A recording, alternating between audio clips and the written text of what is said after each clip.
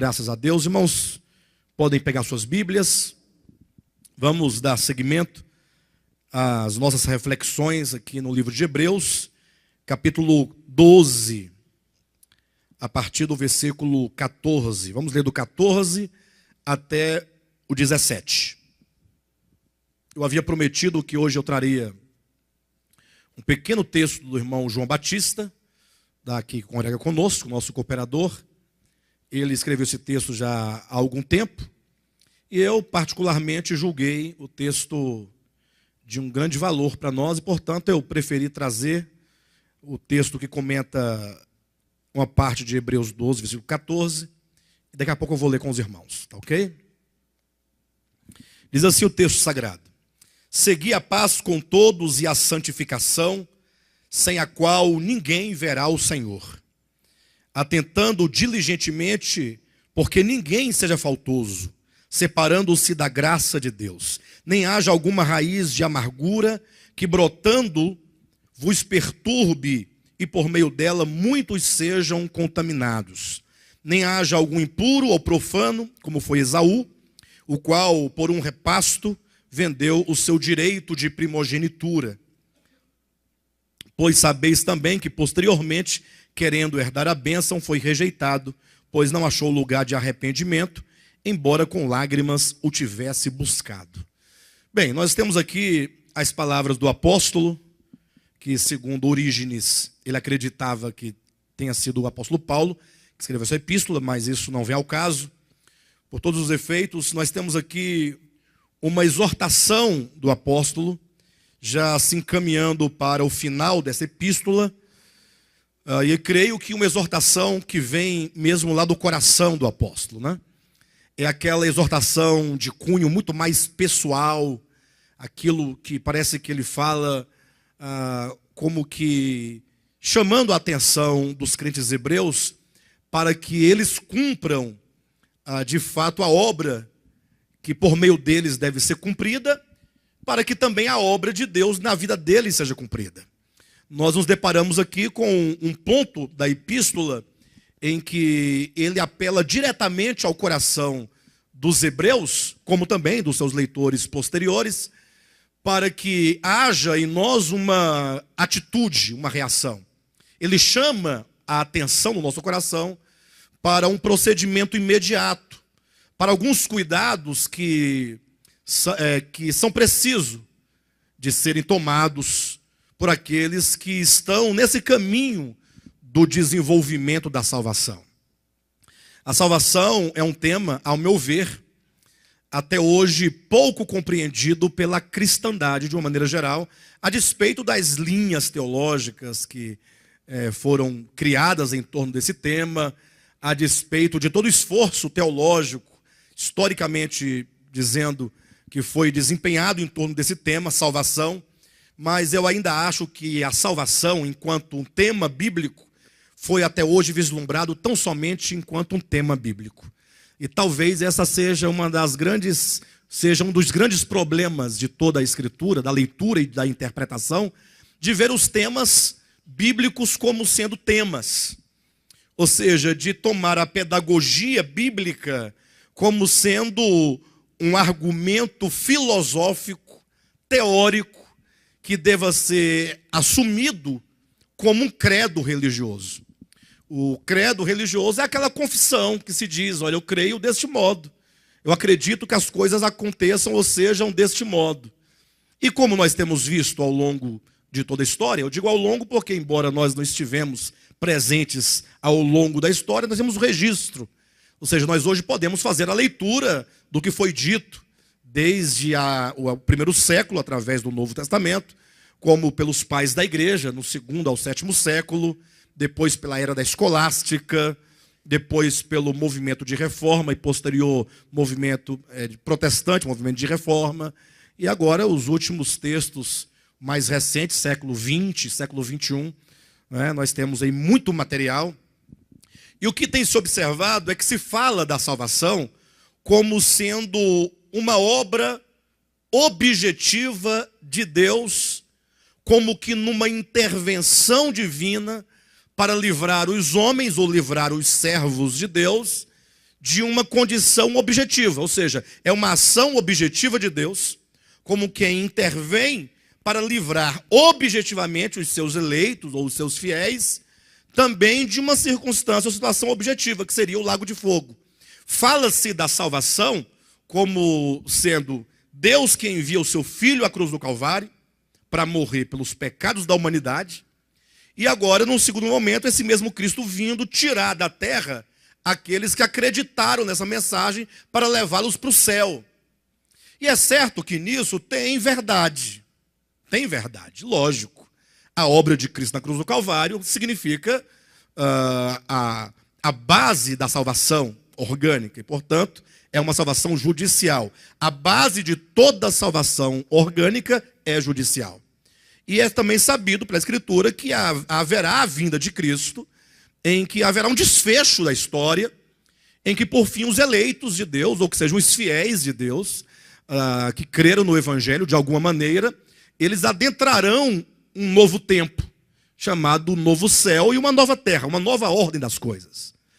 Entretanto, isso não ocorrerá sem que ocorra efetivamente a salvação orgânica trabalhada no seio, no coração dos santos, dos crentes. Crentes entendem de uma maneira mais ampla possível, não no sentido do segmento evangélico, mas aqueles que creram em Deus ao longo da história, creram no Evangelho de alguma maneira.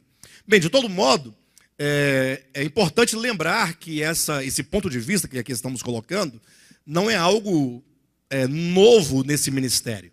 É importante que os irmãos saibam que nós, desde o princípio desse ministério, cremos e pregamos que entre a entrada dos crentes nessa nova ordem de coisas, novo céu, nova terra, há o reino milenar. A explicação para o reino milenar, que se encontra exatamente entre a segunda vinda de Cristo e o início da eternidade, esse reino milenar, ele tem um significado muito grande, porque ele tem um objetivo de tratar com todos os santos que de alguma maneira não alcançaram essa salvação orgânica em si. Ou seja, a entrada no novo sistema de coisas, no novo céu, na nova terra, implica necessariamente que esses que ali entram porque foram efetivamente salvos. Não somente foram perdoados por meio da obra judicial de Cristo na cruz do Calvário, mas como eles venceram o pecado, enquanto natureza orgânica de uma consciência constituída no homem caído.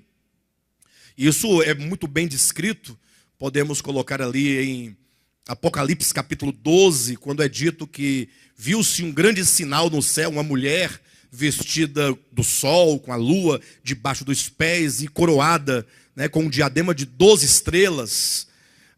Essa mulher como que representando os santos de todos os tempos. Se nós considerarmos, à luz da Bíblia, que os tempos eles se subdividem em 4 dispensações, que é a patriarcal, a era da lei, a era da graça e então a era do reino.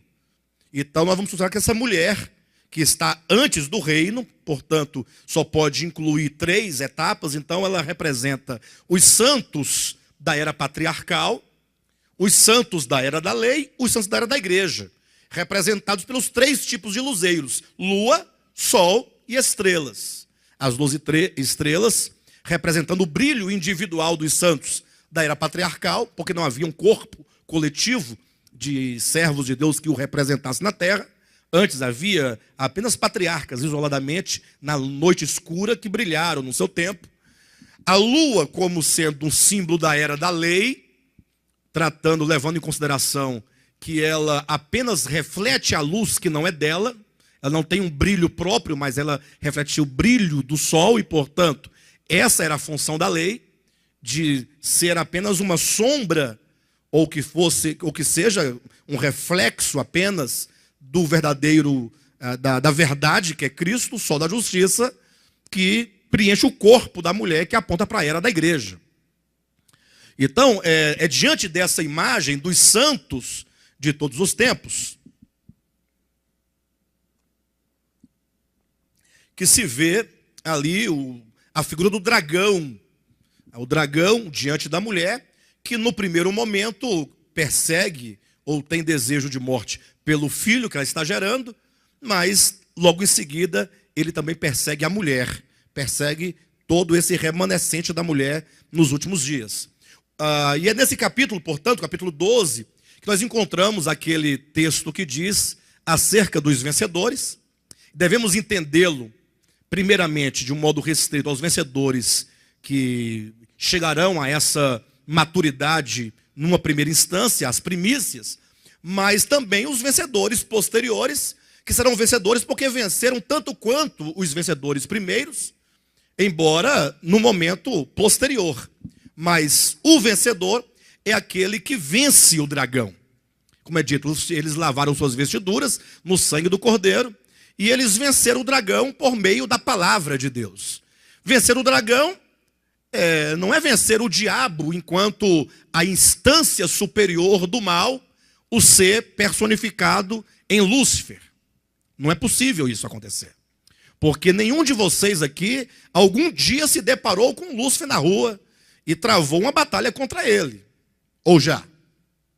Então, é certo que há essa figura, não é? Essa instância superior do mal, chamada Lúcifer, aquele de quem Jesus diz ser o pai da mentira, o assassino desde o princípio. Mas quando é dito que os santos vencedores venceram o dragão, implica que venceram esse espírito diabólico, esse espírito satânico, esse espírito que é anti-Deus, que é anticristo, e só puderam vencer tal espírito neles. Ou seja, quando é que eu venço o dragão? Ora, quando eu venço dentro de mim, pelo poder do Espírito de Deus, pelo poder da palavra, eu venço essa consciência caída que em mim está instaurada. Então a luta que não é contra carne e sangue, mas contra principados e potestades, é uma luta real. Não tem nada a ver com o que chamam aí de guerra espiritual, esses movimentos aí no final do século XX, mas sobretudo está falando de uma guerra real que ocorre dentro de nós, uma guerra que o apóstolo Paulo vai colocar nos termos mais simples, não porém menos complexos, a luta da carne e do espírito. Ora, o que é a carne, senão o mundo? O que é o mundo, senão o espírito de Satanás, Satã, adversário de Deus, ou que seja diabo, o acusador de Deus, ou aquele que causa o rompimento, separação, que quebra a unidade da criatura com seu Criador. Então, a grande questão, quando se fala de salvação, é que os santos, quando entrarem para o novo tempo, chamado novo céu e nova terra, eles terão sido salvos deste mal que o afastou de Deus desde o princípio. Salvação orgânica do coração. Se cumprirá cabalmente o que Ezequiel diz, um novo coração, um coração de carne, não de pedra, um novo espírito. É o que Jesus diz em João capítulo 3, é o novo nascimento, é o nascer do alto, é o nascer do espírito. É o que Pedro chama de regeneração na sua carta. É o que Paulo chama de posição de filhos nas suas epístolas. Então, é esse momento em que os santos, eles são trabalhados dentro de si de um modo a serem ou a ser o seu coração, a sua consciência, a sua alma, em todos os sentidos, mente, vontade, emoção, consciência, separados de tudo aquilo que é o mal, que são as trevas, tudo aquilo que é a queda do homem. O que para essa separação que ocorre dentro de nós é chamada de santificação nas Escrituras. E, infelizmente, quando se diz de salvação, necessariamente as pessoas falam sobre santificação. É aí onde eu torno a colocar em termos bem claramente, torno a colocar em termos de pensamentos doutrinários, aqueles que pensam a santificação como sendo meramente posicional. O que significa isso? São aqueles que pensam a santificação como dizendo assim, olha, todos aqueles que creem em Cristo, eles são santificados. Não santificados porque deixaram de ser pecadores, eles falam. Mas são santificados em Cristo, ou seja, em Cristo você tem uma nova posição. É verdade que isso é um conceito bíblico, e é um conceito bíblico verdadeiro. Quando se crer em Cristo, aquele que crê recebe uma nova posição em relação ao mundo. E, portanto, é dito que eles são santificados, e é dito que eles são santos. Daí, basta você ler 1 Coríntios, sobretudo porque é uma carta que fala dos defeitos e dos pecados da igreja de Corinto. Mas, ainda assim, o apóstolo Paulo não deixa de chamá-los de santos. Ele fala aos santos, aos santificados em Cristo Jesus, descrevendo, ainda assim, todos os problemas, os pecados daquela igreja, daquelas pessoas. O que implica dizer que há, sim, uma santificação posicional. Ok. Agora, a partir dessa ideia, dessa base judicial, acredita-se que uma vez que se tenha tal base judicial, a santificação orgânica, ela, embora necessária, ela não é exatamente imprescindível. Parece até uma contradição, né? É necessária porque ninguém é louco de negar a necessidade de santificação. Mas não é imprescindível porque se crê, ao mesmo tempo, que o indivíduo lá se converteu a Cristo depois de uma vida inteira de pecados e de transgressões e tantas coisas. Se ele creu e veio em seguida a morrer, se crê a partir dessa linha de pensamento que tudo está bem com aquela criatura. É a ideia, a gente pode até construir uma figura para que vocês entendam bem. Pense você numa pessoa que durante 50 anos tenha servido às obras do diabo. Pense comigo. E tenha desenvolvido uma consciência muito perversa na sua individualidade, na sua subjetividade, na sua visão, nos seus conceitos, na sua forma de vida, no seu procedimento. De maneira que cometeu muitas atrocidades contra as pessoas, contra o próprio Deus. Tenha matado, roubado, estuprado, feito macumba para destruir famílias, para matar pessoas. Foi um antro de perversidade aquela pessoa. E aí então, agora no leito de enfermidade, com câncer já em estágio terminal, sem nenhuma esperança, na beira da morte, alguém chega e lhe prega o evangelho. E essa pessoa então, não vendo nenhum escape para si, crê no evangelho. Aí se diz, a partir dessa doutrina, dessa teologia, fulano confessou a Jesus Cristo no leito de enfermidade. Tão logo ele acabou de orar comigo, aquela velha oração, né, de conversão, ore comigo. Diga assim, Senhor Jesus. Aí o moribundo responde, Senhor Jesus, eu te aceito. Aquela oração que vocês já conhecem. Acabando ele de pronunciar as palavras que comigo foram ditas, ele expirou e morreu. Então essa pessoa subiu para a glória, entrou nos céus, recebeu uma veste branca, um par de asas, uma coroa na cabeça e uma harpa. E agora é só glória, né? Só glória, daqui para frente é só glória, está tudo certo. E eles pensam assim, a partir de qual fundamento? Do fundamento da redenção judicial. E aí eu fico assim um pouco, até sem saber como falar para vocês isso. Porque, por um lado, é verdadeiro o fato de que a obra judicial de Cristo, ela tem uma eficácia. Não se pode falar que dependa do homem para que a obra de Cristo tenha eficácia. Não tem eficácia. Ou melhor, não, vírgula, tem eficácia. Eu não disse que não tem eficácia. Né? Problema da vírgula, né? De fato tem eficácia. E que não depende de mim. A eficácia depende tão somente da obra que Cristo realizou e que foi aceita pelo Pai. Todo aquele, portanto, que crê na obra, que crê de fato, de coração, na obra de Cristo, não pode perder essa garantia. Porque a obra de Cristo, enquanto garantia, é o perdão de todos os nossos pecados. Agora, não é por isso que nós vamos agora nos esquecer que aquela alma, embora perdoada, ela precisa de ser salva, porque enquanto consciência, nenhuma consciência se muda do dia para a noite.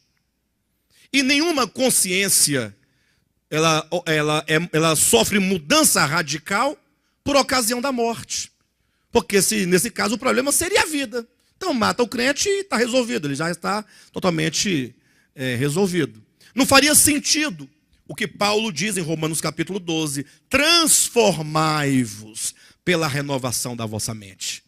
Não faria sentido o que Paulo diz aos Coríntios, quando ele diz que nós somos transformados à semelhança do Senhor.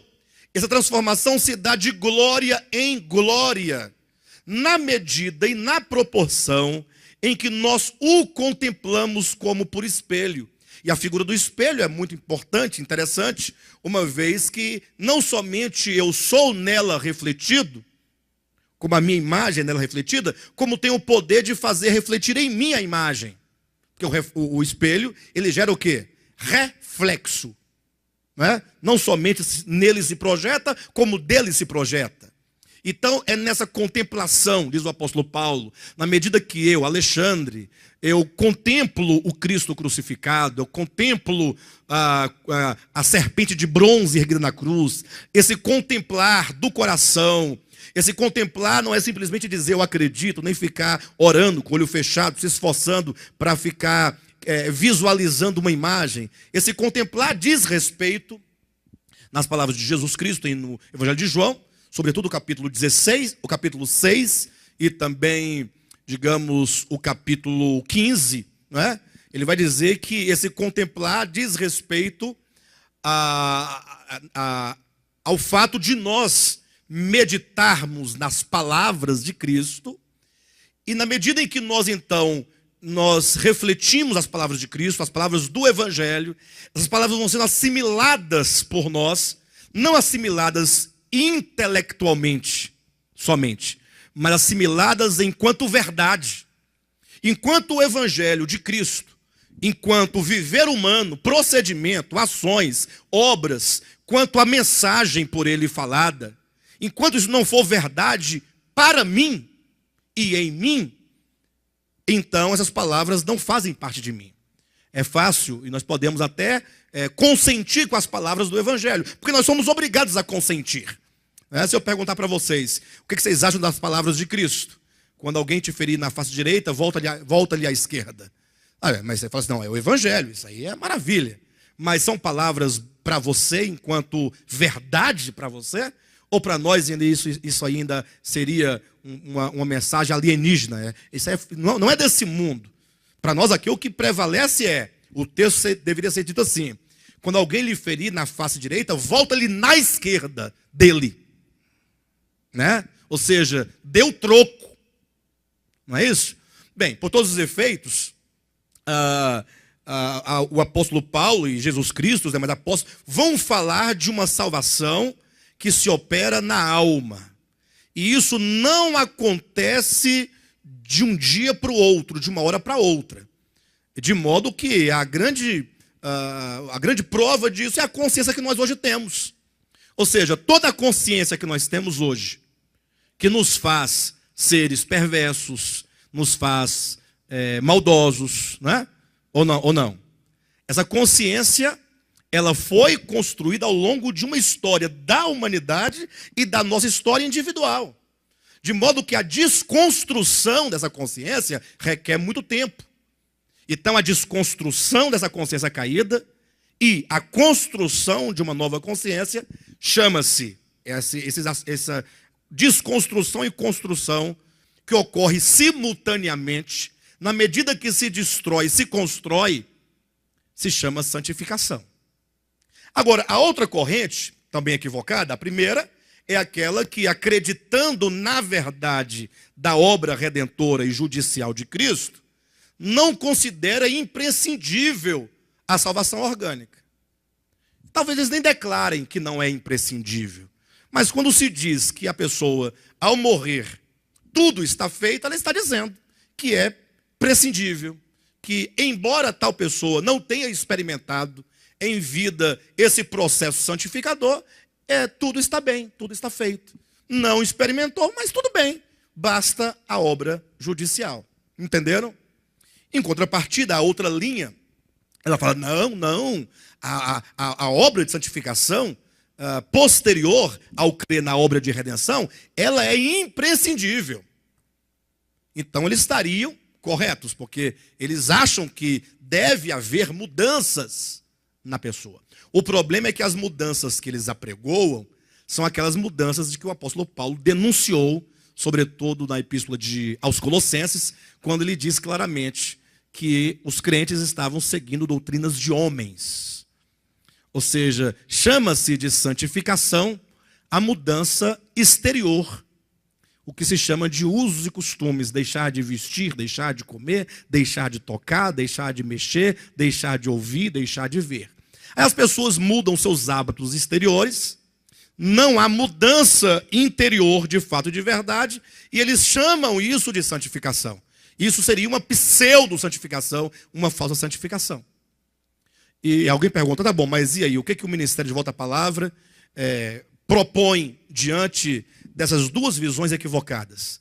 Propõe que só há uma única salvação, não há duas salvações, é uma única salvação, que ela tem o seu ponto de partida judicialmente na cruz do Calvário, mas que se torna necessária não somente o crer nela, mas tomando o crer, como João capítulo 6, o absorver essa redenção para dentro de si, para que o poder do Evangelho operando em nós, a morte de Cristo que operou na cruz do Calvário em Jesus, opere também em mim.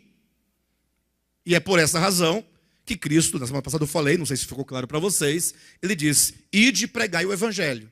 É necessário crer e ser batizado. O ser batizado implica a união com Cristo na sua morte e na sua ressurreição, que é um indicativo expresso à salvação orgânica. Ou seja, a salvação, ela começa com a fé na obra redentora e judicial de Cristo, e agora ela é tomada para dentro daquele que creu, aquela mesma obra que agora opera organicamente em nós. Então, não há nenhuma contradição em tudo isso. Nós simplesmente achamos que Calvino e Armínio perderam a oportunidade de se conhecerem, de se encontrarem os dois, porque eles não se conheceram, eles não eram contemporâneos, né? Salvo engano, tem uma diferença de 200 anos entre um e outro. Armínio veio posteriormente a Calvino, e então ficaram essas duas linhas e não há nenhuma conciliação, ao passo que em ambas há verdade e em ambas há os seus defeitos. E nós então decidimos fazer a leitura de uma, a leitura de outra, e perguntar à própria Escritura onde é que está o nexo das verdades apresentadas por uma linha e o nexo apresentado pela outra verdade. E aqui, portanto, nessa porção de Hebreus 12, o apóstolo nos chama a atenção para a salvação orgânica, para a santificação. Ele nos chama a atenção para o fato de que é necessário que nós experimentemos a santificação, que ela gere efeito em nós, até mesmo em razão do papel que a igreja desempenha em relação ao mundo. E é nesse ponto que eu quero aqui com os irmãos ler o versículo 14 e ler o texto do João Batista com vocês, para nós tratarmos esse primeiro problema, essa primeira situação colocada aqui nessa porção. O capítulo 12, versículo 14, diz assim: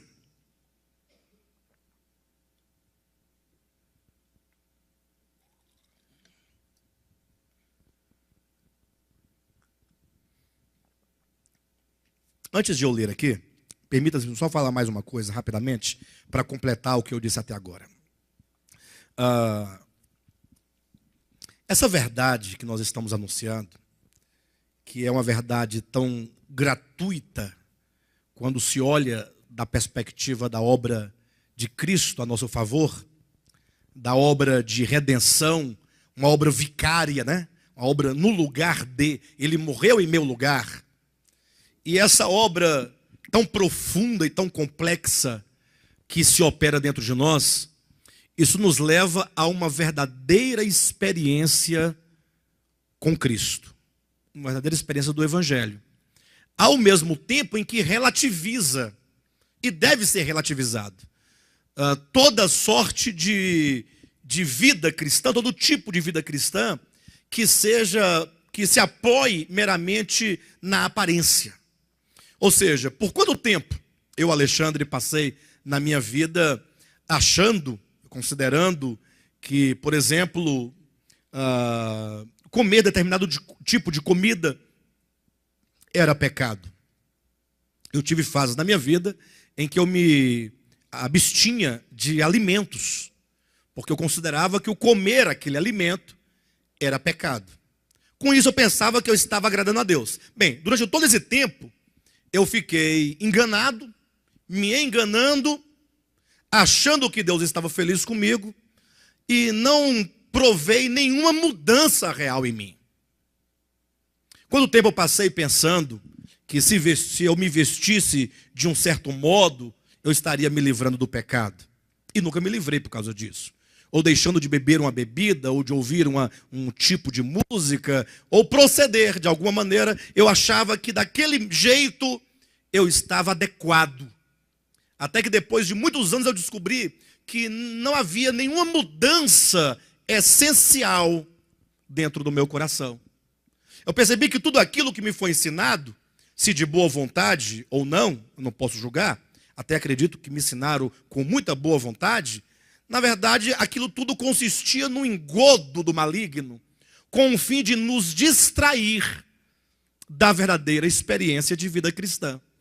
Quanto mais tempo você ficar envolvido com qualquer coisa que não é Cristo, o tempo está passando. E você está perdendo a chance, a oportunidade de desenvolver a salvação. Então é muito tempo perdido. Até que quando você descobre o caminho, aí você já viveu 40 anos para trás, e agora você fala assim, puxa, agora então eu vou começar a caminhar. Aí você começa uma caminhada de fato e de verdade, né? O que levará mais quanto tempo para frente, né? Quem sabe. Por todos os efeitos, essa é a ideia, né? Hebreus 12, 14. Segui a paz com todos e a santificação, sem a qual ninguém verá o Senhor. Bem, o irmão João Batista, ele deu a esse texto uma interpretação que eu particularmente julguei bastante pertinente. Achei até mesmo que essa interpretação, o sentido que ele deu a esse texto, está de acordo com o que se diz, sobretudo no capítulo 11 e no capítulo 12. Ou seja, são palavras que explicam o contexto que trata aqui esses dois capítulos. Eu vou ler aqui devagarzinho, se houver necessidade de eu explicar alguma coisa, eu explico. Se não, sigo até o fim. Também eu não sei como vai ser a leitura, porque eu não fiz nenhuma retificação no texto. Eu vou ler como ele me passou, tá bom? Diz assim, olha, ele começa, o que respondi? 2 pontos. Aí começa o texto. Os quais, pela fé, venceram reinos, praticaram a justiça, alcançaram promessas, fecharam as bocas dos leões. Texto de Hebreus capítulo 11, versículo 33. Aí ele explica o seguinte. Os heróis da fé, capítulo 11, foram homens e mulheres que apresentaram o Deus eterno ao mundo através do seu testemunho de fé. Vou dar uma pausa aqui. Então olha como ele está entendendo. Ele começa a entender o versículo 14, do 12, a partir do capítulo 11. É como que ele dissesse, olhem vocês para os homens e mulheres da galeria de heróis da fé, do capítulo 11 de Hebreus. Aí ele colocou aqui o texto áureo, né? Os quais pela fé venceram reinos, praticaram justiça, alcançaram promessas, fecharam bocas de leões. Diz que esses homens e mulheres, eles apresentaram ao mundo, no seu tempo, o Deus eterno, através do seu testemunho de fé. Por isso que lá no capítulo 11 vai dizer que eles obtiveram um bom testemunho. Ora, nós sabemos que o testemunho não é algo que alguém dá acerca de si mesmo, mas acerca de alguém que dá, mas alguém que dá o testemunho acerca de outro, né? Eu não posso dar testemunho de mim mesmo. Alguém deve testemunhar a meu respeito, a meu favor. Eu posso dar testemunho do Josué, ou do Istvan, né? Ou da Amanda, da Aline, ou de qualquer um de vocês. Então, olha como é que ele começa a construção do pensamento. Ele começa: olhem para os homens e mulheres do capítulo 11. Eles, quando diz que eles obtiveram bom testemunho pela sua fé, quer dizer que eles manifestaram naquele tempo, ou no seu tempo, manifestaram ao mundo o Deus eterno, na proporção do que eles entendiam e do que poderiam fazer, conforme eles entendiam no seu tempo. Os heróis da fé foram homens e mulheres que apresentaram o Deus eterno ao mundo através do testemunho de fé. Isto é glorificar a Deus. Eu entendo que talvez ele queira dizer, isto é, eles glorificaram a Deus no seu tempo. Eles, ao viverem a sua fé de maneira autêntica, ao viverem a sua fé, não somente dentro da sua casa, no seu quarto, mas uma fé que chegou ao ápice de uma manifestação ao mundo. Com isso, eles mostraram Deus, eles glorificaram a Deus. E aí ele continua dizendo que o termo glorificar é uma expressão que quer dizer tornar Deus conhecido. E isso é legítimo. Quando diz ser glorificado ou glorificar, devemos entender não como uma luz que brilha de dentro para fora ou de fora para dentro, ou como que alguém entra dentro de um ambiente de luz. Glorificar quer dizer tornar conhecido. Em João Evangelho, capítulo 17, o próprio Cristo diz: Pai, glorifica-me a mim, para que eu glorifique a ti. Eu pergunto, Deus precisa de ser glorificado? Deus? Se nós entendermos que ser glorificado é entrar na glória, se nós tomarmos essa definição, que é equivocada, vamos entender: Pai, introduza-me na glória, para que eu te introduza na glória. Não teria sentido algum. O capítulo 17 de João, leiam em casa com atenção, já pedi isso para os irmãos. É um capítulo que fala sobre a glorificação, do início ao fim. E todo o contexto vai colocar a glorificação como manifestação, tornar conhecido. É como que Cristo dissesse no capítulo 17 de João: Pai, olha, eu estive contigo antes que houvesse mundo. Não é verdadeiro isso? O Filho estava com o Pai antes de haver mundo. No princípio era o Verbo estava com Deus e o Verbo era Deus. O Verbo estava com. Então, não há dúvida. E Deus, o Pai, sabe do seu Filho, que é o Filho, que é Deus, que é glorioso. O problema é que o Filho, ele, conforme diz Filipenses capítulo 2, ele se despiu da sua glória. Cuidado, ele não se despiu da sua natureza santa ou divina. Ele não se despiu da sua divindade. Esse é o grande problema, quando alguns entendem que se despir da glória seria se despir da divindade. Ora, como é que a divindade pode se despir de si mesma? Não tem condições isso, não é?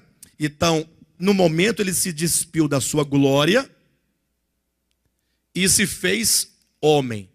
O se fazer homem é entrar para o anonimato na história dos homens. Então agora de repente estava lá o Nazareno, entre os homens, conhecido como filho de José e de Maria, conhecido como alguém que nasceu em Belém, fugiu para o Egito, cresceu em Nazaré, se apresentou aos 30 anos em Jerusalém, Judéia, Samaria, toda aquela região. Agora, quantos sabiam quem aquele homem de fato era?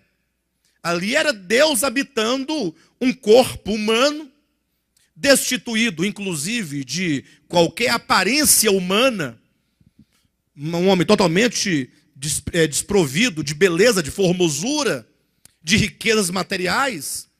Então ele fala: Pai, é o seguinte, glorifica ao teu filho, ou seja, é o momento de que tu me torne conhecido àqueles que não sabem quem eu sou. Ou seja, ele se faz carne, se faz homem, se torna desconhecido. Paulo vai dizer: se aqueles homens soubessem quem era ele, jamais teriam crucificado quem? O Senhor da glória. Então os homens não conheciam o Senhor da glória.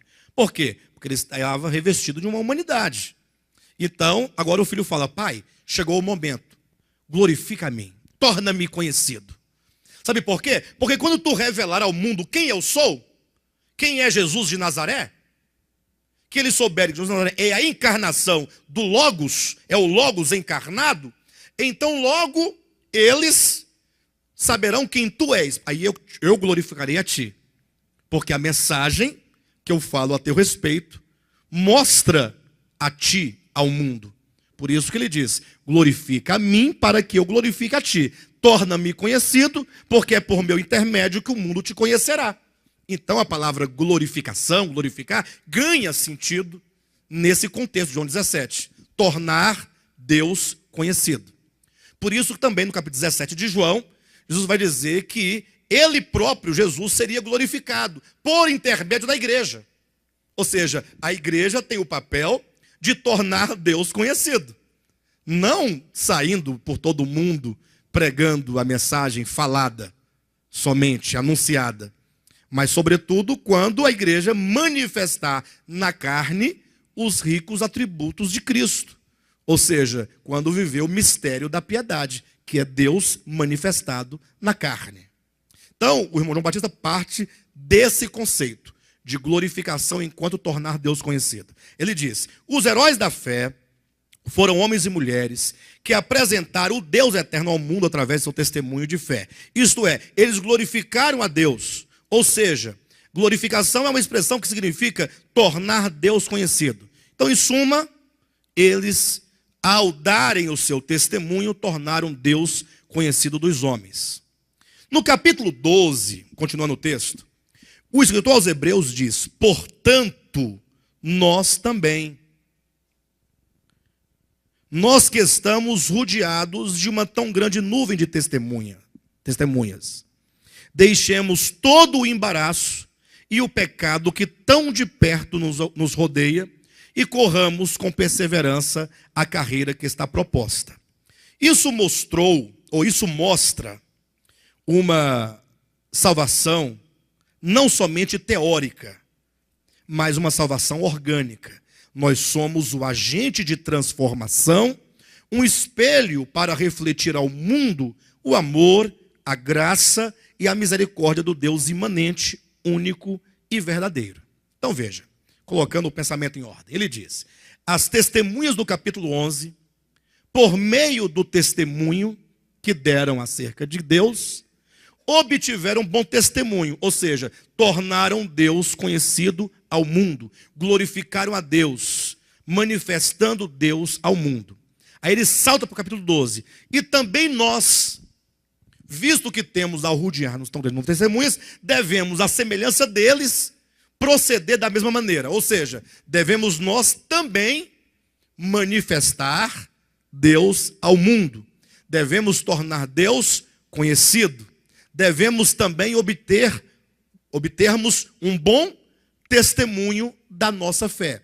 Ele quer dizer, segue-se que nós, a Igreja de Jesus Cristo, devemos dar continuidade nessa atividade de manifestar a Deus. E ele diz, e isso ocorre por meio da salvação orgânica.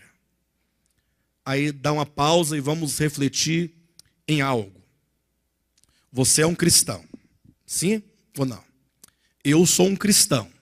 Os que estão em casa, estão nos ouvindo, também é um cristão. Há quanto tempo? Cada um tem a sua idade, né?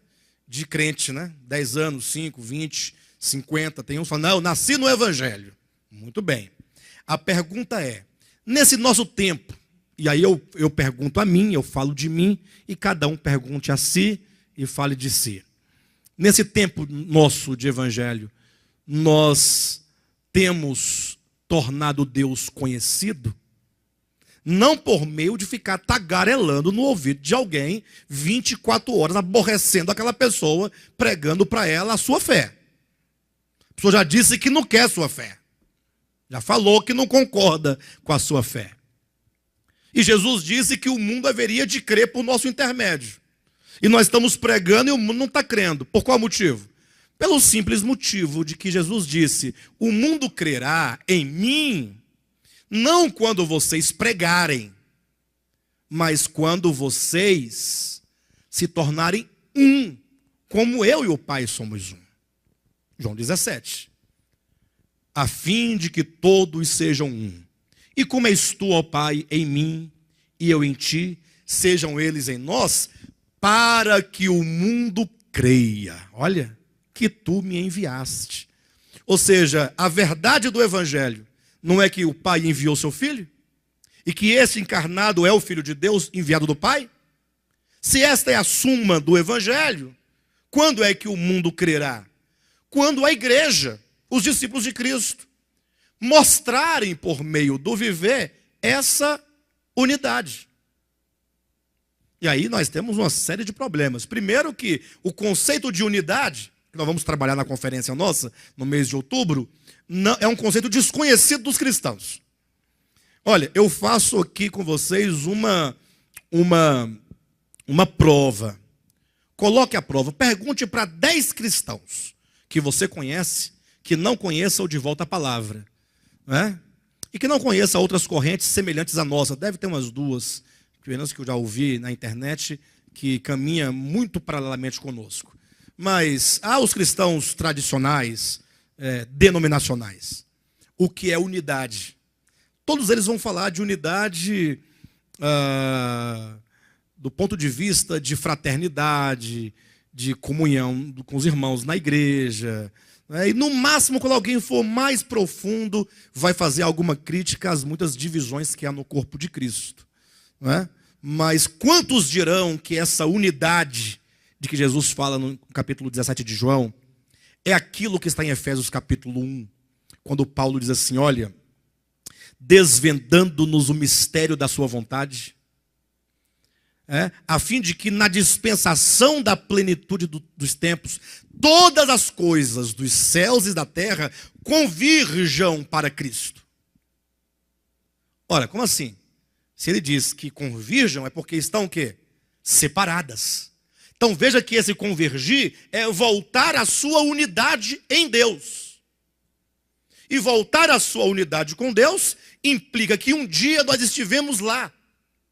E que um dia perdemos tal consciência, nos tornamos diabólicos, porque diabólico quer dizer separação, ruptura, e essa mente e consciência diabólica fez de nós o que está em João capítulo 15, quando Cristo diz, aquele que estando em mim e não permanece em mim, não dá fruto. Estando em mim, não permanece em mim. Vocês entendem essas duas expressões? Como é que eu estou nele e não permaneço nele? Ou eu estou ou não estou? Não, estar é um fato. Agora, permanecer está para a consciência e para o coração. Então é na consciência e no coração que se dá essa separação. Ele fala, se permanecerdes em mim e as minhas palavras permanecerem em vós. Olha, essa consciência centrada na verdade que é Cristo, na vontade de Deus que é Cristo, em nós. Então, quantos vão dizer desta unidade nesses termos? Como aquele que retornou ao seio do Pai, retornou ao coração do Pai. Quando isso acontece, somente quando isso acontece, essa unidade, de fato, orgânica, com Deus, em Deus e com a sua criação, somente aí é nesse momento que o mundo vai olhar e falar assim, tem sentido. Tem sentido. De fato, nós podemos ver o resultado e o poder do Evangelho neles. Então, o Evangelho não é simplesmente uma teoria ou uma filosofia. O mundo vai ver Cristo encarnado em cada um de nós. Não um Cristo encadernado, né? Nas folhas, debaixo do braço, mas o Cristo encarnado, o mistério da piedade, Deus manifestado na carne. E aí sim, nesse caso, o mundo crerá. Do contrário, nós vamos gritar, vamos brigar, vamos criar qualquer tipo de situação e não terá nenhum tipo de resultado. Então a questão é, quantos de nós, na nossa experiência cristã, temos manifestado, tornado Deus conhecido por meio da vida, do viver. Agora, não desanime, vamos colocar aqui o equilíbrio. Primeiro, porque nós passamos muito tempo enganados. Então, vamos nos justificar por aqui, viu, pastor Josué? É verdade, nós não temos manifestado porque nós gastamos toda a nossa energia durante os anos de vida cristã no caminho errado, achando que era certo. Então nós temos pouco tempo que conhecemos essa visão orgânica do Espírito, da verdade. Então agora nós começamos a dar os primeiros passos. Então se justifica que como essa salvação ela acontece paulatinamente, nós estamos no caminho. Só não deu tempo ainda de ser trabalhada com maior intensidade, mas já está sendo trabalhada. Tenho certeza que se eu abrisse aqui para os irmãos falarem seus testemunhos, cada um teria alguma coisa para falar, ainda que seja, puxa, a partir de tal tempo, quando eu comecei a compreender o Evangelho de fato e de verdade, eu sei que não mudou muita coisa, mas eu já comecei a me envergonhar de mim mesmo diante de certas situações. Porque se envergonhar de si mesmo já é um trabalhar. Quando você fala assim, puxa vida, olha onde eu estou, olha onde eu cheguei, eu não sabia que eu era capaz de fazer isso, de proceder dessa maneira. E você agora começar a se sentir incomodado como um filho de Deus e sentir profunda necessidade de mudança. Isso já é mudança. Tem uma canção de um cantor católico chamado Almir Alencar, e que diz que a simples intenção de amar já é amor. Olha que frase bonita. A simples intenção de amar já é amor. Ou seja, ele está dizendo que quando você já deseja amar, embora ainda não esteja amando, mas se já é desejo, já é amor nascendo em você. Então isso é uma frase maravilhosa. Aconselho todos a ouvir essa canção, que é belíssima. Salvo engano, é Valmir Alencar, não é, Gil? Qual que é o nome da música? Lembra, não? Imagem e Semelhança de Deus. É isso? A música chama-se Imagem e Semelhança. Coloca lá, Valmir Alencar, Imagem e Semelhança. E ouça. Deixa Deus te curar. Ele vai curar, com certeza. Deus vai usar um irmão nosso, filho dele, católico, para nos curar. Que maravilha. Isso é uma bênção, né? Bem, isso é para nós pensarmos. O irmão Batista está colocando aqui nesses termos, de que assim como os heróis da fé no seu tempo tornaram Deus conhecido na medida possível do seu tempo, nós somos convidados, quando ele diz, também nós, essa expressão também nós, capítulo 12, versículo 1, nos inclui, é como que o apóstolo dissesse, vocês devem agora, ou todos nós, do Novo Testamento, devem dar continuidade a essa manifestação de Deus ao mundo, tornando-o conhecido por meio de uma vida orgânica, por meio de uma salvação orgânica. Por isso ele diz, isso mostra uma salvação, não somente teórica, mas uma salvação orgânica. Nós somos agentes de transformação, um espelho para refletir ao mundo o amor, a graça e a misericórdia do Deus imanente, único e verdadeiro. Continuando, somos nós, seus filhos, ou melhor, somos nós os seus filhos que temos que expressar a sua natureza. Como disse o apóstolo Paulo aos Tessalonicenses, que Deus vai ser glorificado e admirado nos seus santos. 2 Tessalonicenses, capítulo 1, versículo 10. Então, olha a consistência do discurso do irmão Batista. Ele quer chegar até o seguir a paz com todos. Vamos chegar lá, mas vai entendendo. Né? Que maravilha. Ele diz que somos nós, os seus filhos, que devemos... Cadê?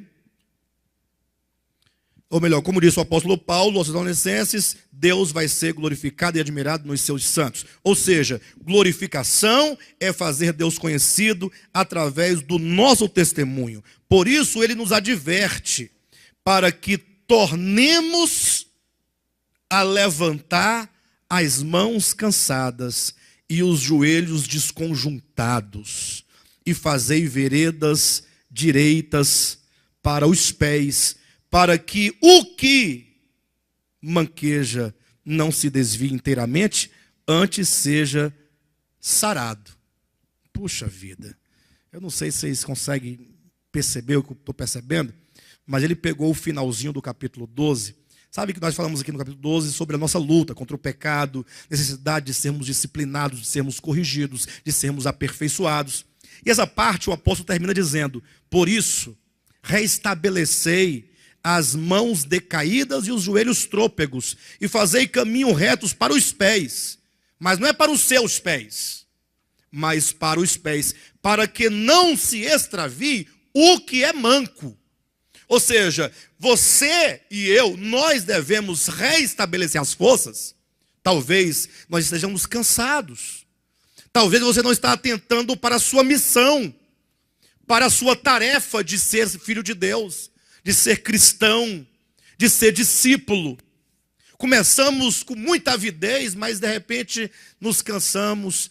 E esse nosso cansaço, esse nosso não caminhar na direção correta, impede que o que é manco seja curado. Vocês estão entendendo, não? Vocês estão entendendo? Tá, Amanda? Tá, Aline? Perfeito? Olha, vou ler de novo, capítulo 12, versículos 12 e 13. Por isso, reestabelecer as mãos decaídas e os joelhos trôpegos, e fazei caminho retos para os pés, para que não se extravie o que é manco, antes seja curado.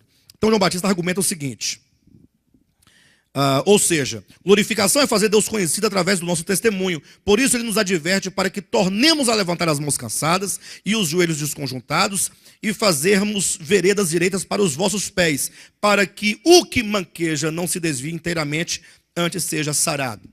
Por quê? Continua o texto. Se permanecermos com as mãos cansadas, os joelhos desconjuntados e uma vereda torta para os nossos pés, o mundo incrédulo e caído não poderá ver as virtudes de Deus em nós. Não poderá ver as virtudes de Deus em nós. Por isso o escritor aos Hebreus nos admoesta dizendo: segui a paz com todos e a santificação, sem a qual ninguém verá o Senhor. Olha a sacada que o João Batista conseguiu tirar desse texto. Seguir a paz e a santificação. Se vocês não se santificarem, ninguém verá o Senhor. Por quê? Porque o mundo verá o Senhor em vocês. Se vocês não se santificarem, como é que os outros poderão ver o Senhor? Ou seja, é um contra-argumento daqueles que dizem assim: olha, se você não se santificar, você não verá a Deus. Ou seja, a santificação teria um benefício pessoal.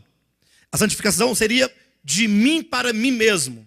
Enquanto está dizendo, não, vocês devem se santificar, seguir a paz e a santificação, porque do contrário, o que é manco não será curado.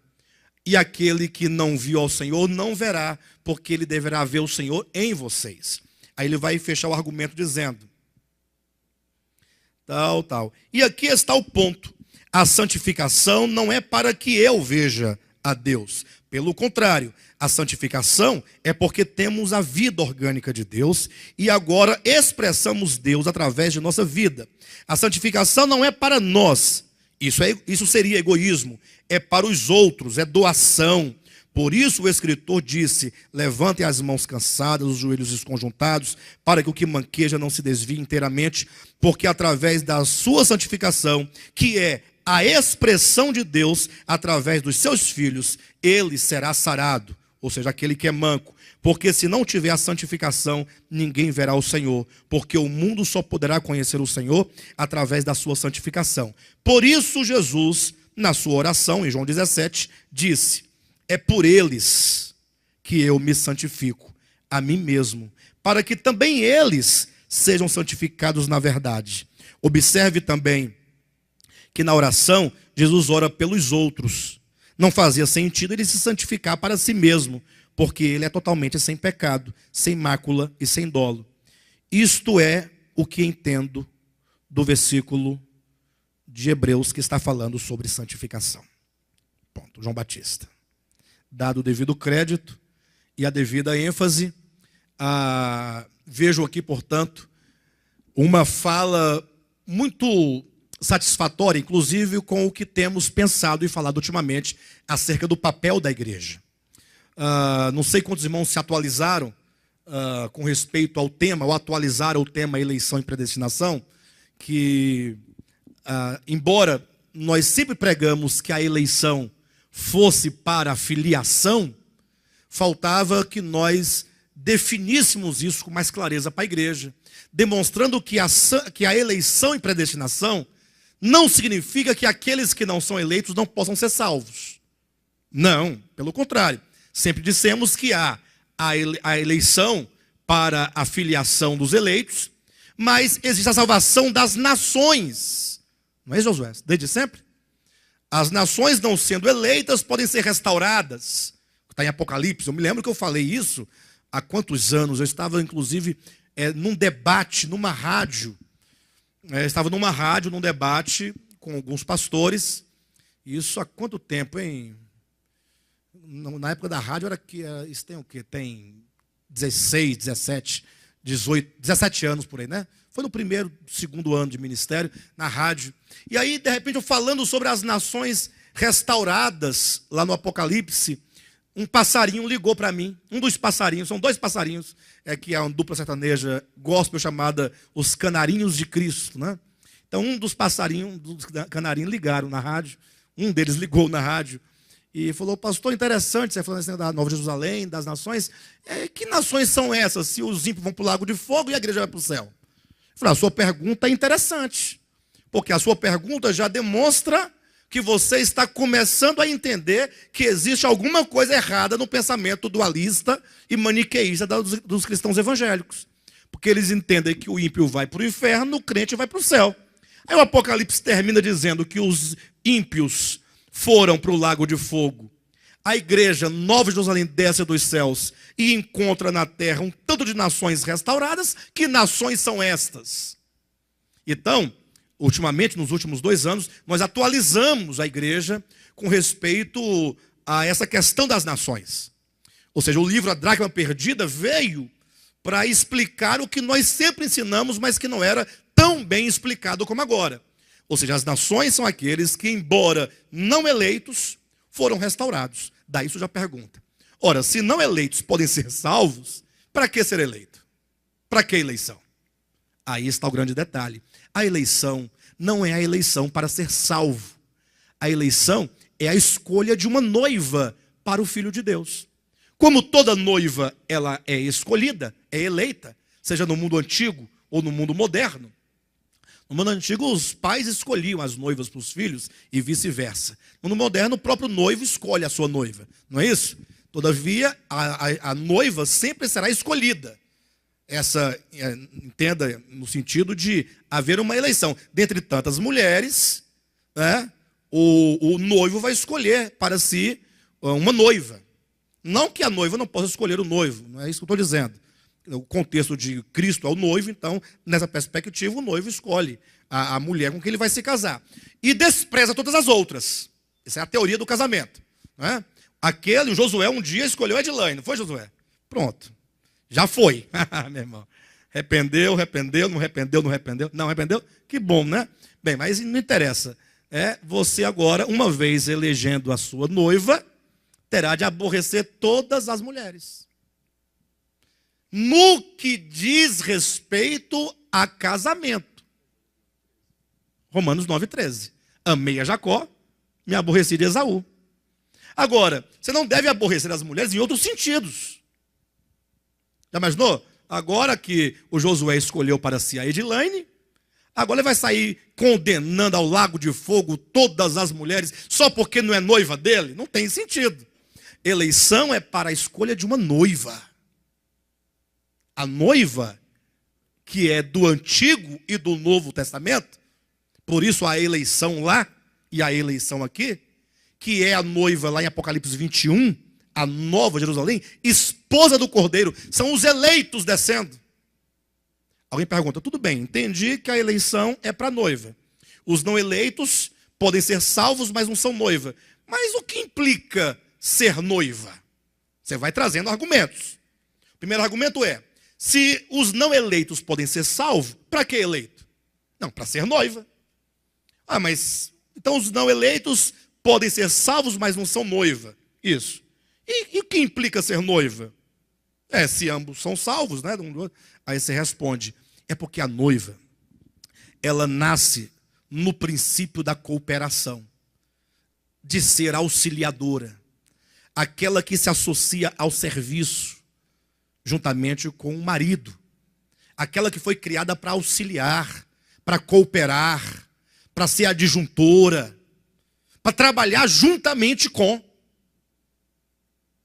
E trazendo isso então para a esfera da igreja, como corpo de Cristo, de eleitos predestinados para um fim, e mesmo levando para o povo de Israel no Antigo Testamento, vamos observar, quando Deus elegeu Israel no Antigo Testamento, era para que eles cumprissem uma missão. Não era para eles se tornarem exclusivistas em si mesmos, como fizeram, criando muros de separação entre Israel e os demais povos.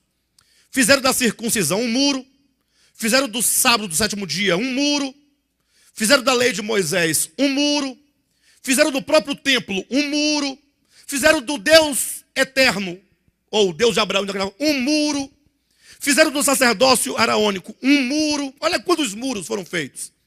Como assim? Vocês não têm o Deus de Abraão, Isaac e Jacó, só nós temos. Olha aí, olha o muro. Vocês estão fora. Dá licença daqui. Vocês não têm o templo. Vocês não têm os sacerdotes. Vocês não têm as festas. Vocês não têm o sábado. Por fim, é o seguinte, mostra aí. Está circuncidado? Não, não tem. Não tem circuncisão, não tem nada. Está fora. Aí vem Cristo, e aí Paulo pôde enxergar na cruz de Cristo o símbolo, né, da cruz de reconciliação dos céus com a terra. É Deus descendo, olha o mastro da cruz que vai descendo, unindo os céus e terra. É a primeira reconciliação que se dá entre Deus e os homens, é na encarnação do Filho. Porque o que é Deus encarnado em Jesus de Nazaré, senão Deus reconciliado com o homem Jesus de Nazaré? Homem. Está aqui, ó.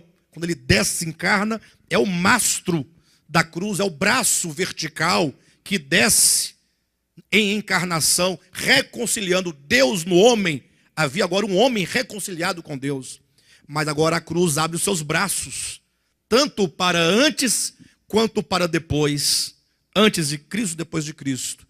Mas que a sua obra de encarnação é para a reconciliação de todos, antes e depois.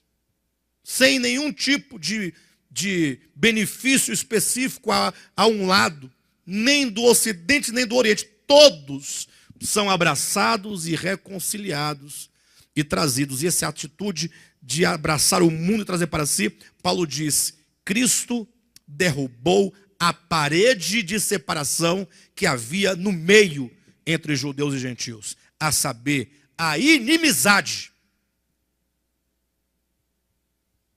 Em virtude de que essa inimizade? Desfez a lei, ou anulou a lei de mandamentos na forma de ordenanças. Ou seja, foi essa dita lei na forma de ordens. Uma lei positiva, positivada. Foi o instrumento de Israel para criar todas essas barreiras. Aí vem Cristo e destrói isso aí. Então a missão de Israel, enquanto eleitos, era o quê? Cooperar com o esposo. Aí você pode ler Jeremias capítulo 3, pode ler o livro de Cântico dos Cânticos, ou você pode ler o livro de Oséias, você pode ler no livro de Isaías. Quantas vezes se refere a Israel enquanto esposa? Quantas vezes? Auxiliadora. Em outras palavras, é como Deus dissesse, eu elejo vocês, minha noiva, minha esposa, para ser a minha adjuntora, que vai contribuir com a minha obra de salvação. Leve salvação para o mundo. Leve salvação para as nações. Mas o povo de Israel falhou na sua missão. E quanto à igreja, também formada de eleitos, noiva, adjuntora, auxiliadora, que se une a Cristo para cooperar com Ele nessa obra de salvação, de levar Deus para o mundo. E de que modo faria? Manifestando os ricos atributos para o mundo, para que o mundo pudesse ver o Evangelho encarnado em cada um de nós. Cristo multiplicado em todos nós, Deus manifestado na carne, aí o evangelho deixa de ser uma mera mensagem anunciada para ser uma mensagem viva, vivida, como diz Paulo, todos vocês como cartas vivas, escritas não com tinta, mas pelo Espírito do Deus vivente, carta conhecida e lida por todos os homens. Olha que coisa maravilhosa. Perfeito? Então João Batista toca nesse ponto, a necessidade de a igreja viver esse processo de santificação para que o mundo veja a Deus. Para que o mundo veja. Está todo mundo olhando para o céu esperando ele aparecer lá em cima. Eu quero ver a Deus, vou ver a Deus. Tudo bem, capaz que ele venha mesmo lá de cima. Mas uma coisa eu vou dizer para vocês. Não, uma coisa eu vou ler para vocês. Vamos ler 2 ou 3 textos. Abra sua Bíblia em Colossenses.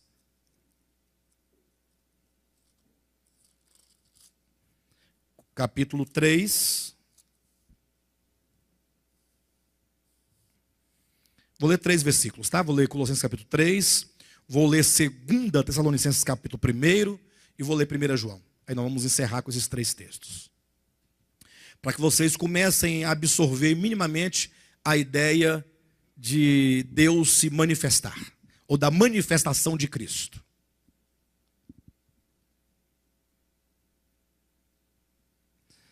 Só para contextualizar, para não ficar muito solto, eu quero enfatizar o capítulo 3, versículo 4 de Colossenses, mas veja o contexto. Versículos 20 a 23, o apóstolo ele repreende os crentes de Colosso, no sentido de que eles estavam vivendo a partir, ou pelo menos estavam sob a influência, ou prestes a serem seduzidos, quem sabe, pela ideia de que se deva viver a partir de preceitos.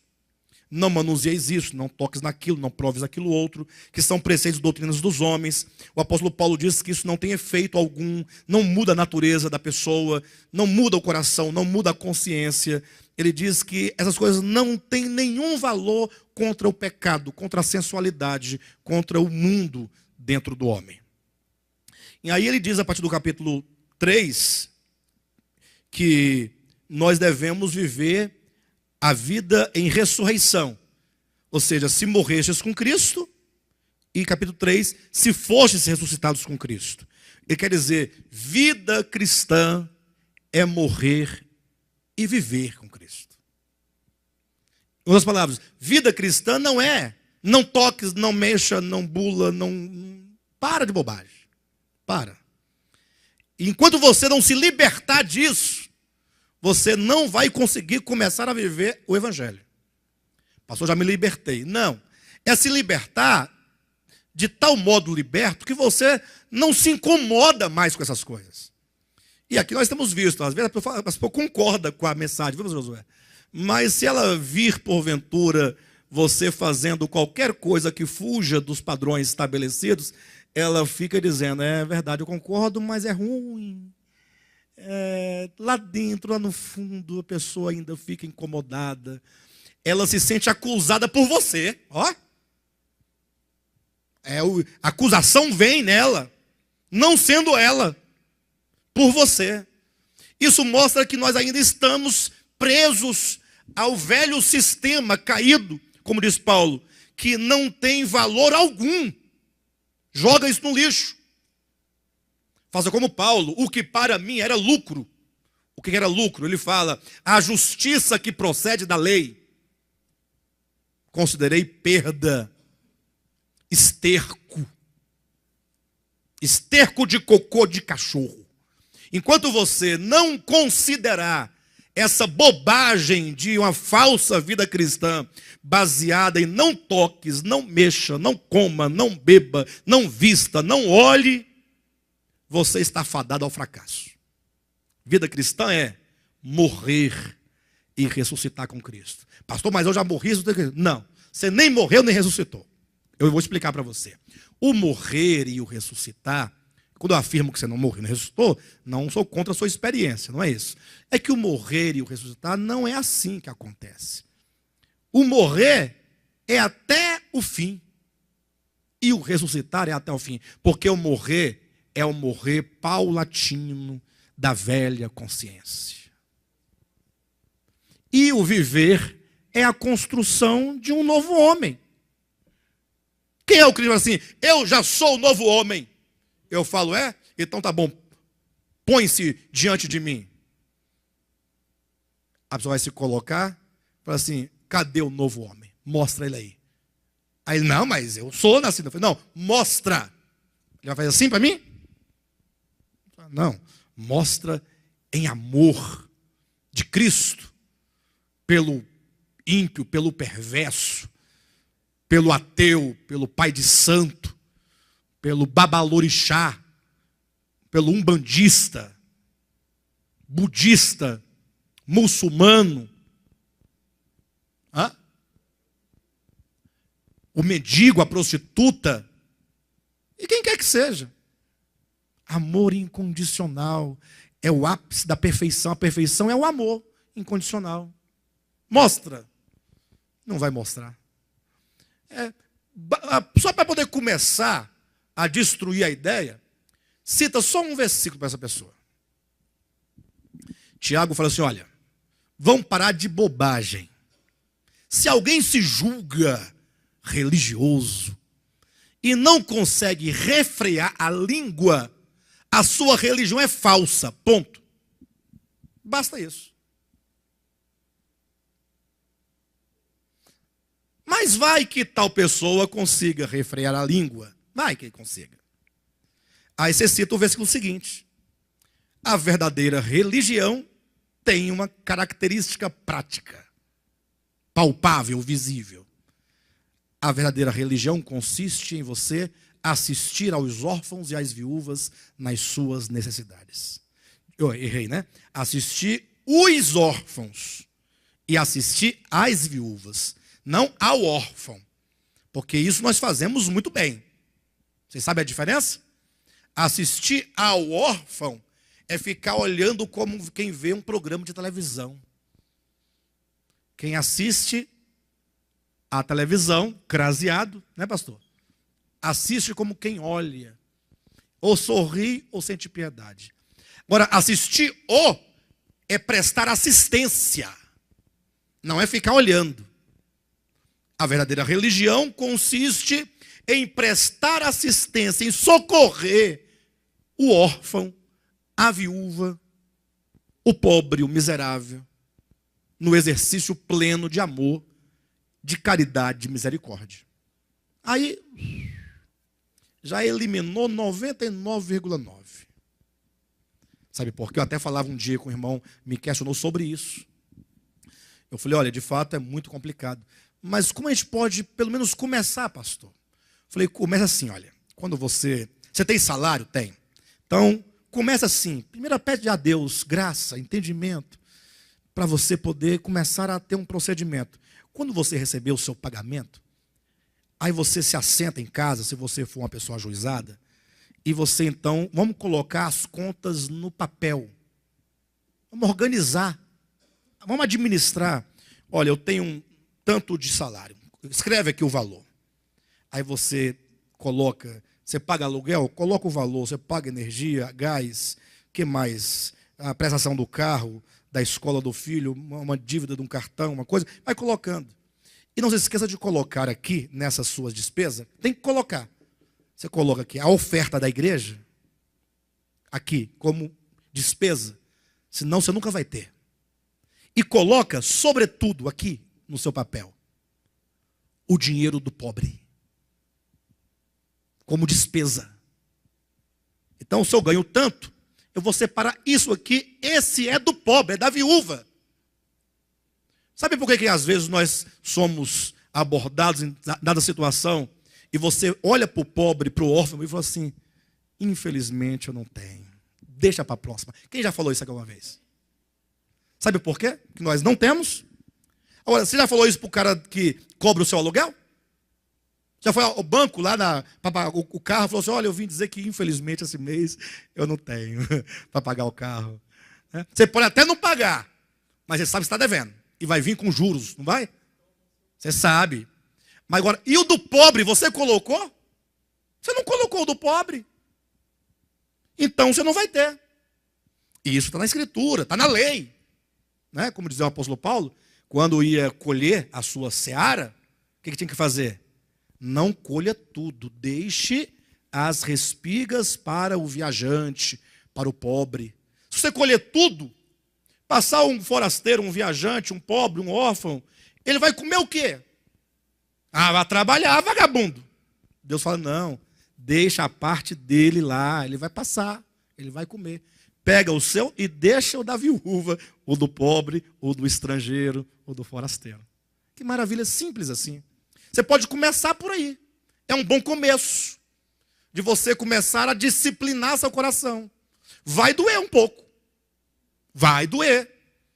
Vai chegar agora e falar assim, não vou tirar do pobre não, esse mês não vai dar não. Vai dar, porque o pobre tem que comer também. Eu não vou chegar nem onde eu queria chegar, no versículo 4, né? Mas como o pobre é uma história muito boa, eu não posso já te falar que nós sempre fomos muito pobres quando éramos pequenos, né? Minha mãe e 4 filhos, você imagina. Naquele tempo a vida era mais difícil que hoje. Hoje em dia você se vira daqui e dali, até que come melhorzinho. Naquele tempo não. Se você não tivesse salário, você passava fome. Aí então, pensa numa dificuldade lá em casa. Então, quase toda semana, a semana não fechava. A minha mãe chamava de comprinhas, as comprinhas. Toda semana. Aí na época comprava-se por a granel. Lembra aqueles caixotes de farinha, de açúcar? Sabe, me dá meio quilo de açúcar. Aí pegava, pesava, colocava, pesava, passava uma fita. Lembra? Então, naquele tempo, a minha mãe fazia as comprinhas por semana e comprava, a minha mãe falava os quilinhos. Então, 2 quilos de arroz, 1 quilo de feijão, meio quilo de açúcar, e ia fazendo assim. Então, o meu pai dava uma pensãozinha por semana também. Então, se fosse hoje, eu não posso precisar o valor, mas era pouco. Aí ela tinha que administrar, pagar energia, gás, água, tudo, e fazer as comprinhas. Mas sabe o que ela fazia? Isso ela me ensinou. Olha, desde pequenininho, isso eu cansei de ver e de acompanhar a minha infância toda. Minha mãe da pobreza fazia riqueza. Ela pegava, ia ao mercado, ou seja, antes de fazer isso, a primeira coisa ela separava, era o entendimento que ela tinha, o dízimo. Ela entendia assim, o dízimo, isso aqui vai morrer de fome. Mas o dízimo, só que ela nunca fez para receber em troca, nunca fez. Ela nunca procurou um pastor da igreja para falar, eu estou com dificuldade. Ninguém sabia, nem a família dela sabia. Era um silêncio total. E quando ia para aniversário, era proibido ficar perto do bolo. Tinha que ficar longe. E se ficasse olhando muito, não podia olhar. Não pode dizer que está com vontade de comer o bolo. Lá em casa o regime era meio pesado. Mas tá bom, ela tirava o dízimo e depois ela tirava a oferta da semana. A oferta dela e dos 4 meninos. Era moedinha, mas ninguém ia para o culto de domingo sem uma oferta. Eu nunca fui. Eu já gastei a oferta, mas eu recebi a oferta. A gente enrolava minha mãe, né? Os meninos fugiam da igreja, né? Porque a gente para as escolinhas, saía, ia comer pudim de pão, lá na padaria, com o dia da oferta. Mas ela tinha, tá aqui a oferta. Aí ela ia ao mercado, aí fazia as comprinhas da casa, e ao mesmo tempo fazia as comprinhas da irmã Maria Duarte. Que maravilha, vocês não acham, não? Da pobreza que ela tinha alguém mais pobre do que ela. E ela falou, não, as comprinhas da Maria tem que estar aqui. Ainda que aquilo que ela levou fosse o que faltasse para fechar a semana. Mas a irmã Maria Duarte recebia toda semana as comprinhas dela, porque ela não tinha aposentadoria, ela não tinha pensão, não tinha marido, não tinha ninguém. Então minha mãe pegava da pobreza dela e fazia as comprinhas para a pobre da Maria Duarte. E a gente tinha que levar as comprinhas na casa da irmã Maria. Nem buscar a irmã Maria Duarte ia. A gente tinha que levar na casa dela as comprinhas da irmã Maria Duarte. Bem, isso é para apenas ilustrar e demonstrar que é possível você olhar para alguém. Olhar para alguém. Perfeito? nem sei como é que eu entrei na história do pobre, assim, questão de usos e costumes e tal, e a pessoa falar que vive, né? Não, é viver e é morrer. É aqui dentro, ocorre. Deixa eu fechar esse texto aqui. Então, depois que o apóstolo Paulo fala contra isso, dizendo, não viva vida cristã falsa de usos e costumes, mas viva a vida cristã real, união com Cristo na sua morte e ressurreição, é batismo, de fato, é união na morte e união na vida. Ele diz assim no capítulo 3, se foste resultados com Cristo, buscar as coisas lá do alto, onde Cristo vive, assentado à direita de Deus. Aí aqui cuidado com o texto. Buscar as coisas lá do alto, onde Cristo vive. O povo pensa que ele se vive lá em cima, e a pessoa busca as coisas do alto olhando para cima, orando com a mão para cima. Mas olha o que ele vai dizer. Versículo 2. Pensai nas coisas lá do alto, não nas que são aqui da terra. Porque morreste, e a vossa vida, olha, está oculta juntamente com Cristo em Deus. A minha vida está oculta juntamente com Cristo. Onde? Em Deus. Aí o versículo 4 é para matar. Quando Cristo, esse quando quer dizer, chegará um dia que isso vai acontecer, que é a nossa vida. Cristo é a sua vida? Hã? É ou não é? Lógico que é. Afinal, se só tem uma vida, a vida, ele é a vida.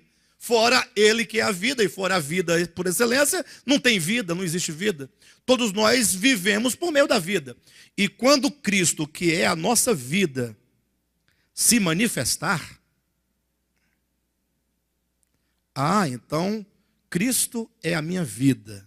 Entendi. E essa vida que é Cristo, que é a minha vida, vai se manifestar? Olha que interessante. A sua vida vai se manifestar. E essa sua vida, quem é? É Cristo. Cristo vai se manifestar enquanto vida. E quando Cristo, que é a nossa vida, se manifestar, o que vai acontecer? Então vós também sereis manifestados com Ele, em glória. Ou seja, quando é que nós seremos manifestados? E aí, os manifestados é Romanos 8.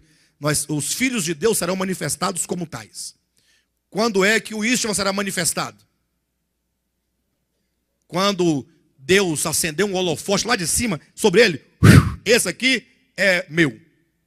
Se não acendeu na sua cabeça, não é. É isso? Quando é que o Istvan vai ser manifestado? Deus vai falar assim, parou o mundo, parou para as máquinas, para tudo, ônibus e metrô, trem, navio, avião, parou. Pss, todo mundo vai para cá. Eu vou apresentar para vocês, o Istvan está aqui, olhem para ele, este é meu filho, é isso?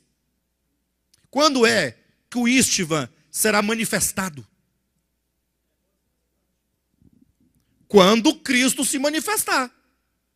E quando Cristo se manifestar, nós seremos manifestados. Ou seja, a minha manifestação como filho de Deus se dará quando ele se manifestar. Onde? Em mim. Porque ele se manifestando em mim, eu também serei manifestado, porque todos verão Cristo em mim. A manifestação se dá em mim. 1 Tessalonicenses, ou melhor, 2 Tessalonicenses 1:10, foi o texto que João Batista citou, que Cristo será manifestado nos seus santos. E para fechar, eu encerro com 1 João, capítulo 3, que diz a mesma coisa, só para os irmãos verem o embasamento. Né? Capítulo 3, 1 João, versículo 1 e 2. Vede que grande amor nos tem concedido o Pai, a ponto de sermos chamados seus filhos, e de fato somos filhos de Deus. Por essa razão o mundo não nos conhece, porquanto não o conheceu a Ele mesmo. Primeiro ponto, somos filhos de Deus, de fato. 2, amados, agora somos filhos de Deus. E ainda não se manifestou o que haveremos de ser. Ou seja, somos filhos, mas não foi manifestado o que haveremos de ser. Ou seja, há uma manifestação ainda. Sou filho, mas há uma manifestação. Ele continua dizendo, sabemos que quando ele se manifestar, seremos semelhantes a ele, porque haveremos de vê-lo como ele é. Ou seja, quando ele se manifestar, então nós seremos semelhantes a ele. Agora, cuidado que isso aqui não é o objetivo. Alguns pensam, quando ele se manifestar lá na nuvem, que eu olhar para ele, aí eu vou ser igual a ele. Não tem sentido algum. Quando ele se manifestar em mim, aí sim, eu serei semelhante a ele. Porque se ele se manifesta em mim, a minha vida, que logo já não sou eu quem vive, mas Cristo vive em mim, são as obras dele. Por isso eu serei, no meu viver, semelhante ao que ele é. Não haverá distinção entre o Cristo e o cristão. Amém? Bem, essa é a ideia do João Batista, que eu explanei e abordei um pouquinho com maior extensão em mais textos, tá bom? Não desanimem, pelo contrário, olhem para frente e comecem a perseguir essa vida orgânica. Não tenha nada mais precioso à sua frente do que essa vida. Senhor, eu quero experimentar essa vida. Eu quero experimentar esse viver.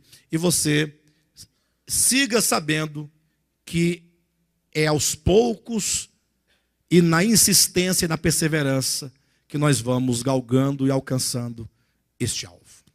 Tá bom? Vamos orar?